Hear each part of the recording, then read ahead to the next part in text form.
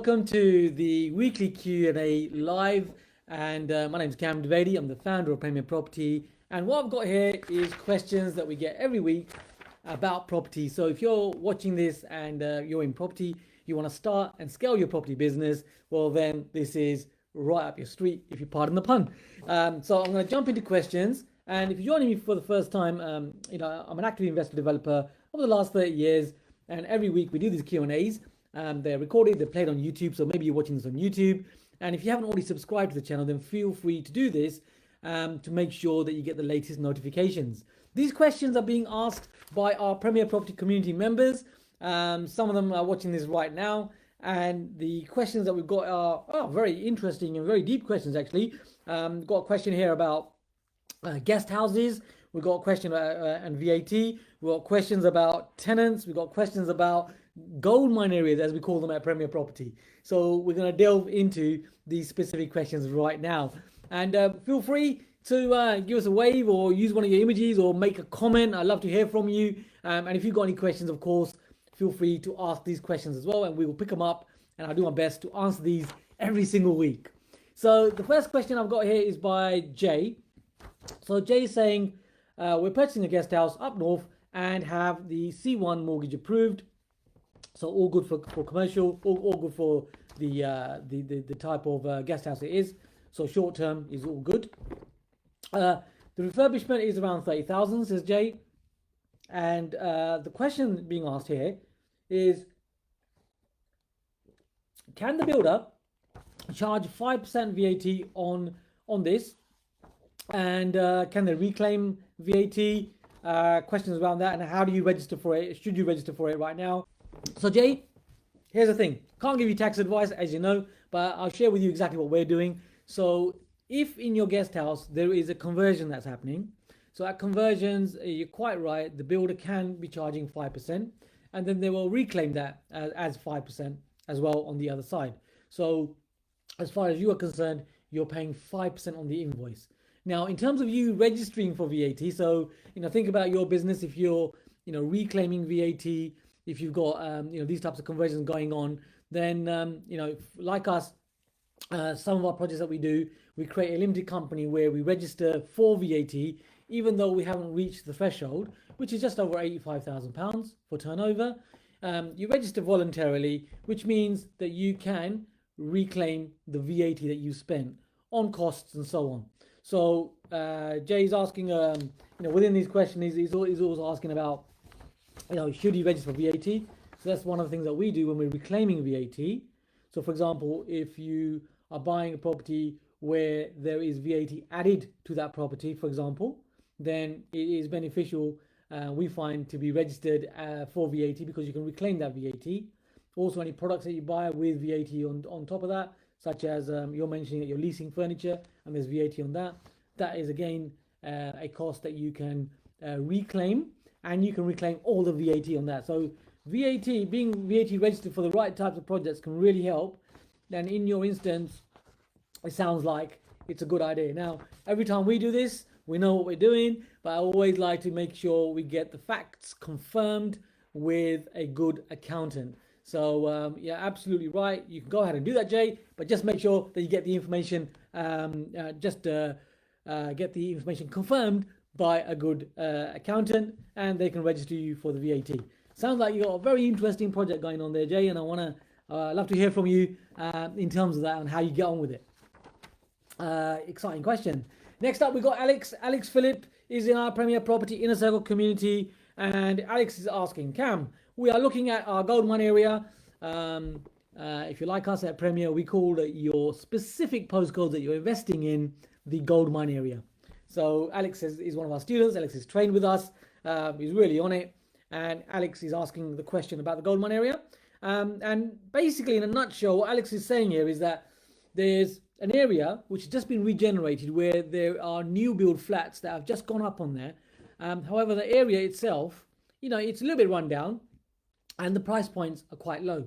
So the question being asked is there a positive impact with this new builds on the actual secondary property, let's call it, the properties that are around these new builds, and can they be used as comparables by the valuers to uplift your prices? Well, Alex, this is what we find. So in we've actually got 3 areas that we invest in. We invest in London, we invest around the Greater London urban area, and we also invest in certain cities in the north as well. And what we find in these certain cities in the north, let's call it, what we find is that when an area has been regenerated, for example, one of the areas that we invest in, there is specific streets, or there were specific streets that were really run down.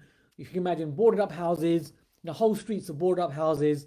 And what actually happened there was a compulsory purchase order, and cut long story short, those buildings were knocked down, and there, one of the large developers, off the top of my head, was either Barratt Homes or one of those types of large developers, who went in there, developed, and they completely changed that area.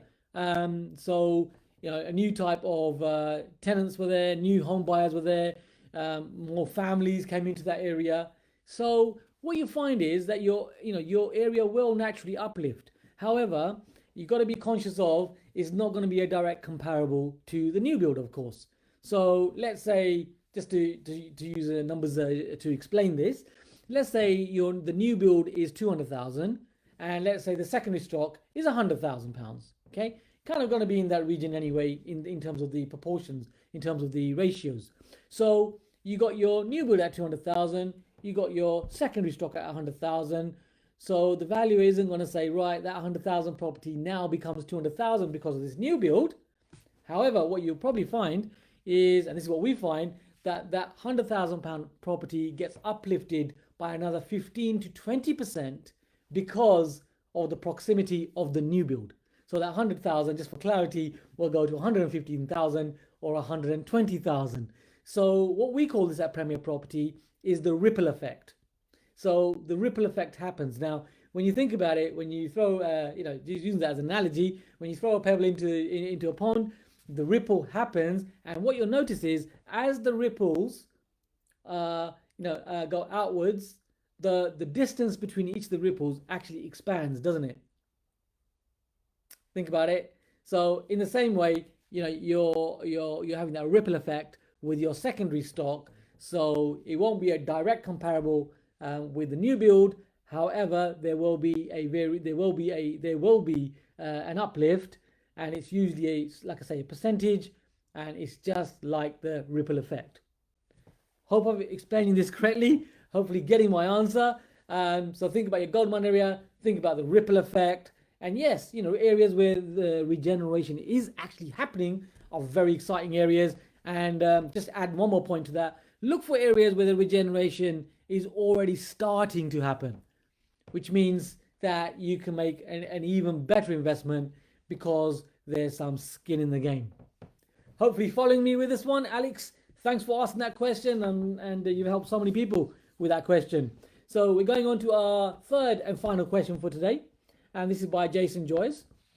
So I'm going to go into this right now, and if you're joining me here, do feel free to ask questions, make your comments, and if you're an experienced investor, I'd love to hear some of your experience as well. We love experience. And if you're a new property investor, exciting times. Just take it in.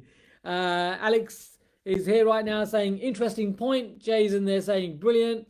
You're welcome, guys. So, let's move on to the next question. Oh, by the way, if you haven't already, click on the bell icon. You'll help our YouTube channel. It's growing.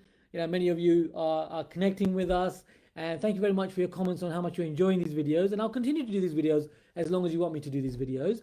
And I'm glad you're enjoying them. If you haven't already joined our community, then feel free to come and join us. You can subscribe on this channel if you're watching on YouTube by clicking that bell icon. And I'll make sure that the videos that we do come straight to you. I'm doing a number of project videos as well. Q&As every single week. Quite a lot of exciting stuff, really. People keep telling me. Our normal day-to-day, really. So let's jump into Jason's question. So Jason is asking, so Jason's question is all about tenants. So Jason's asking, if a tenant is on a rolling contract, then what's the procedure if you want to increase the rent?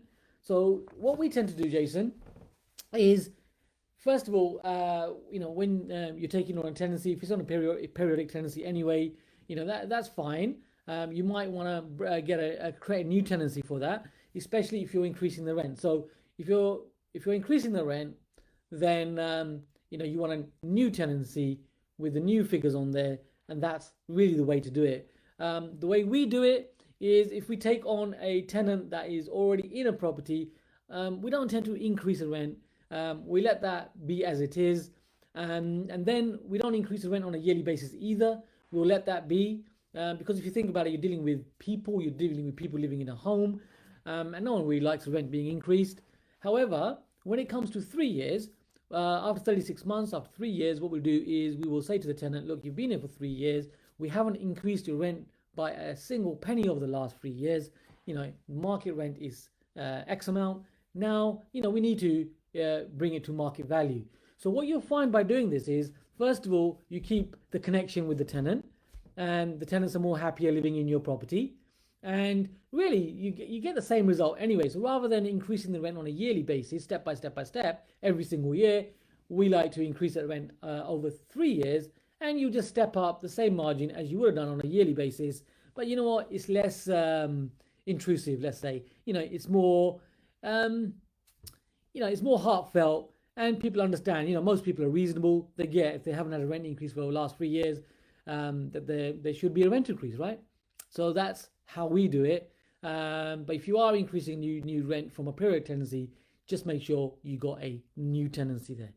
Jason, I hope that answers your question there. So we got some of the Mavericks here. We got some of the Premier Property community. So we've got Clint here. Give you a quick shout out if you're here. We got Clint's here. Alex is here.